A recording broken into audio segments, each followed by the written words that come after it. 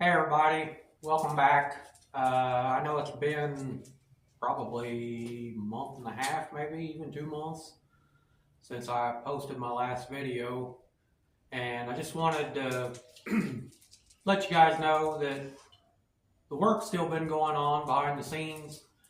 I just found it a lot quicker and easier to just get to work on this stuff, and because as I said in previous videos, I wanted to get this car done by May, and so that's what I've been thrashing on. It may not look like I've got a lot done, but I'll show you here in a little bit the stuff I have done.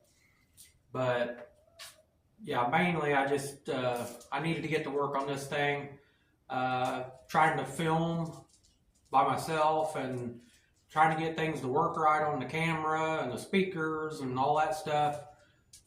Just too much time. I mean, I would spend probably a half hour, 45 minutes just trying to get stuff to work right before I could even start working on this. And sometimes I only have a couple hours, every other evening or so to work on this. So, I just bites into my time, and I needed to get things done on this car. So I'm still around, still doing some work. I will get back to hopefully filming a little bit more, but right now I'm on a time crunch, and I just wanted to share that with you so you didn't think I just fell off the face of the earth. So I do appreciate you watching, but I will have more videos, and I've got so like I said, I've still got the F-150 to do after this, and then I also picked up another project.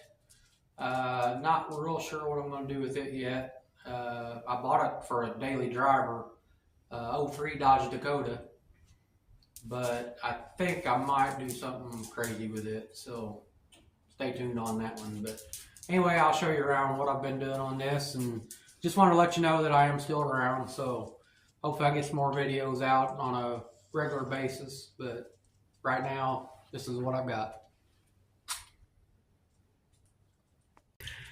Alright guys, so I did get the rear end pinion angle back down where I needed it, and I set it at, actually I set it down 2 degrees instead of 0.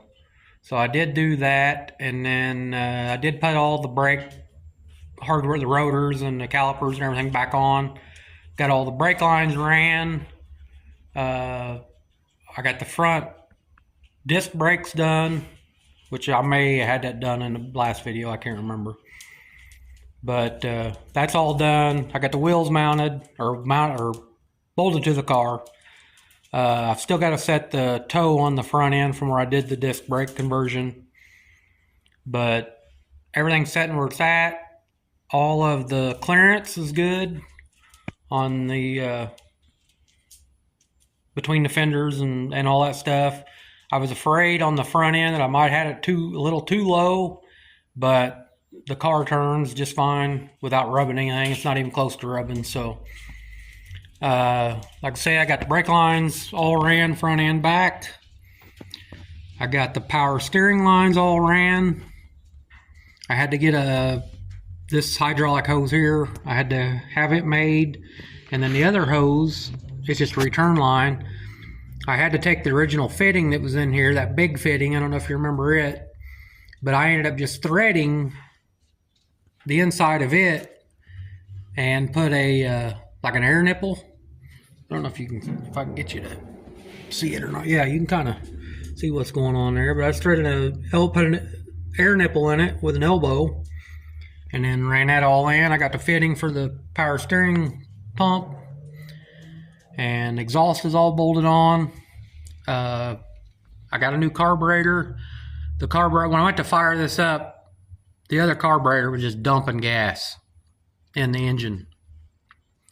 So I went ahead and just bought a brand new Holley 600. That's all this motor needs anyway. And so I got that put on.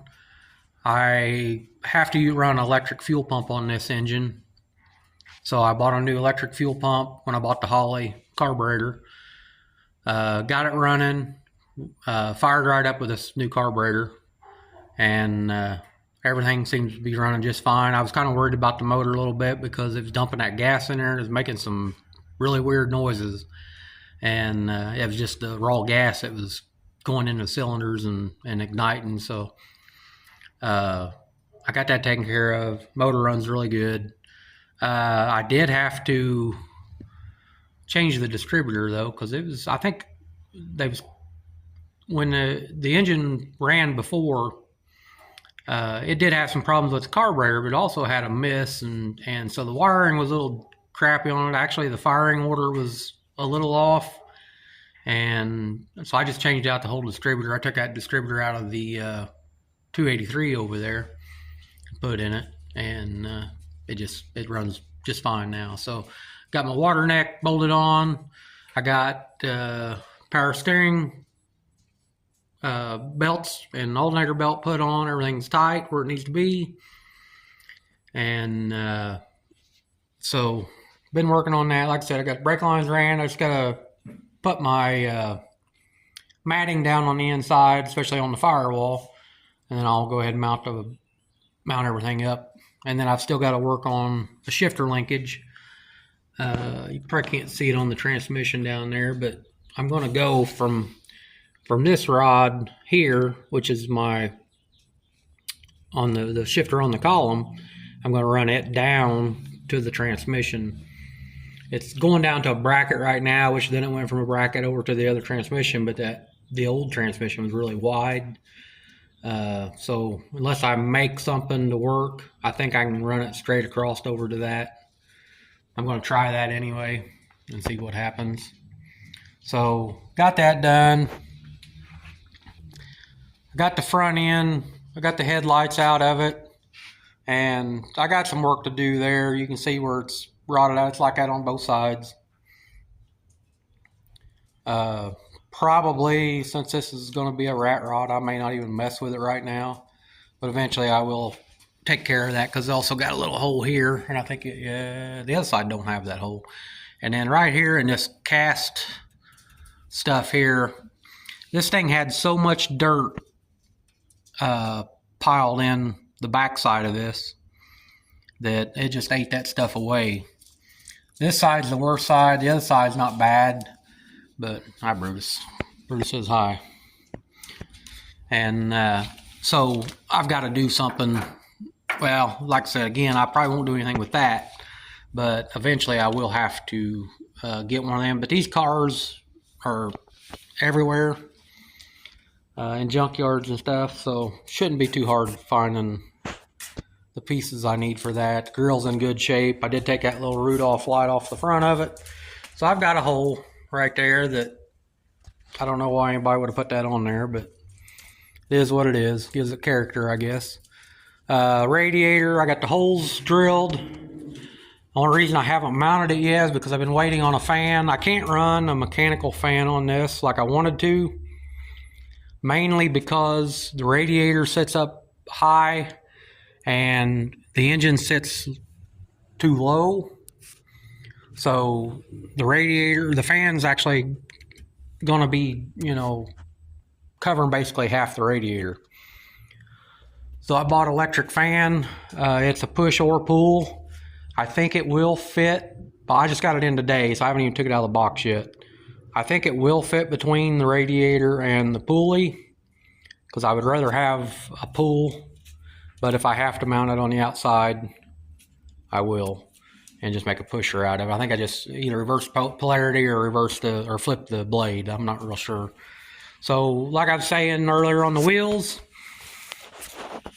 with the 8-inch wheels, I know lighting's not good, but you can see the gap there. There's no hitting anything. Same on the back. Sorry if I'm shaking my camera. The dog keeps coming under my arm and pushing it up. So yeah, you can see plenty of room there. And like I say, when they turn the wheel, it turns fine. And then, like I said, looking at it like that, you think, man, that thing's going to rub. And it may, if you got it turned sideways and get in a hole or something. But yeah, I mean, I've just been plugging away on it. I've got to do some shimming on the front end. I've got to shim this left front, or I'm sorry, well, left me and you right now, but the right front. I've got to shim this doghouse up just about 1/4 of an inch to get all my gaps lined up. I had a spacer, but I don't know what happened to the spacer that come out of it. That way I can get my door gaps lined up. And then I still haven't worked on the interior yet. I'm trying to get everything done out here. The rear end, only thing I've got left to do to it is put a pan gasket on, which I have, and put fluid in it, and it's done. And then, of course, putting the master cylinder and everything on so I can get the brakes bled. Like I said, the motor runs really good, so hopefully I'll get the radiator back in it tonight. And then all I've got to do there left is put my hoses, which I've got hoses made. The top hose was easy. This one here, I had to get a Ford truck or Ford van hose and cut it down to make a elbow. So I've got that. I got to put torque converter bolts in it yet, and then I've got to run my transmission lines. I did get it has a cooler in the radiator, but I went ahead and bought an external cooler to put on front of the radiator or behind it if I have to change the fan, or depending on which where I put the fan at. So I've got a dipstick, flexible dipstick tube that I bought to put on there.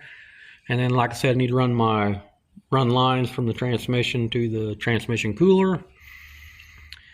And I think, other than putting exhaust on it, which I bought a kit, I can't remember if it was Amazon or eBay, and it was like $80 for the kit, and it has straight pipes, elbows, 90s, 45s, everything for this size 2.5 inch exhaust. So I'm going to make my own exhaust, and then I still got to get mufflers. I'm not real sure on what mufflers I'm going to use. So I've got that left to do, and then I've got to fill these holes. So wiper motor, the other one was shot, and then I've got to come up with a solution on wiper motor, because I don't want to, well, finding a wiper motor for this is almost impossible, and the ones you do find are really expensive, and they're 6 volt. So I'd still have to put a step down on it and all that to make it run on 12 volt. So I think for the time being, not because I'm not going to be driving this in the rain a whole lot, or try not to, so I'll probably just tie those arms up, probably take the wiper arms off, or I could leave them on. I mean, it really doesn't matter. But I'm going to basically just not have any wipers for the time being until I can get something figured out. I've got some 12 volt wiper motors out of an RV at my other shop. I need to dig those out and try to rig something up. This just had one motor that ran both because it had deals on both ends to spin the rods. So I'm going to have to get creative and try to make a standard wiper motor work, or use 2 of them RV motors that I've got. I haven't really looked at them yet to see where we're at on those, or if they'll even work. So wipers, not a big deal. I did take the steering wheel off and pulled the wiper switch out, or not the wiper switch, I'm sorry, turn signal switch. Pulled all that stuff out and been working on that. So this, I'm trying to decide whether to just put an aftermarket wheel on it. I mean, everything on this wheel is good, and the chrome ring and everything, the horn ring that goes on it is all good and looks good. So I'm thinking about maybe just cleaning that brown, the ring part, the brown part up, and maybe trying to paint it. I might try to paint it the color of the car, red, but leave all the chrome and everything like it is. Not real sure on that yet, and I may just go to an aftermarket wheel. I'm not even 100% on that. So, trying to think if there's anything else. I am ready to wire it. I've still got to get the tail lights out. We'll be doing that soon, and get the tail lights out of it. And so, gas tank. I'm not going to fool with that stock gas tank. The more I got to looking at it, the worse I feel about trying to use it. And then I've still got to get a sending unit for it, and I have to get one strap because I broke one of the straps taking it off. So rather than spend $85 for a sending unit and $80 for 2 straps, I just went ahead and bought a fuel cell to put in the trunk of this. So, and it has a sending unit, and it has 3 or 4 different outlets. So I'll just vent it out out from in through the trunk floor, vent out into the, well, like I said, under the trunk floor, and should be okay. I mean, it'll seal up good, so gas tank ain't going to be an issue, or gas fumes are not going to be an issue. And then I think what I will do is probably put some metal across there, and just kind of like a little firewall type deal. And yeah, there, bub. Come here. Just put like a little firewall type deal on it, and be done with it. So that's what I'm going to do with as far as fuel goes. That would be the easiest thing, and then I'll mount the fuel pump. Here's a fuel pump I got. It's a Mr. Gasket pump. So don't need no regulator or anything. It only runs 4 to 7 pounds. So I've just got to do that, mount it in the trunk, and then I got to run fuel line on it, and I think I might just run the fuel line through the frame all the way up. So that way it's out of the way and don't have to worry about it. It'd be metal line anyway, or it might be copper line. And then I can run it up to the carburetor. And then I did put a mini starter on it, just for clearance on the exhaust, because the big stock starter that I had was right up against the outlet on the exhaust header. So I will say this thing sounds good on open headers. So I mean, it's a roller motor, so it's got makes it sound like it's got a little bit of a lope to it, but I don't know that it actually does. It just sounds like it. So, but yeah, I think that's all I've got. Like I said, I'm gonna get to work here, and hopefully I'll get you guys some more videos out. That's the plan anyway. I want to get thrashing on this, and it's just taking too much time trying to film and then edit, and then, like I said, making sure everything's working right. So eventually I'll get back to it, and I know this project here is probably not, really that interesting, but hopefully I'll have some stuff down the road that will be. So appreciate you watching, and I'll see you on the next one.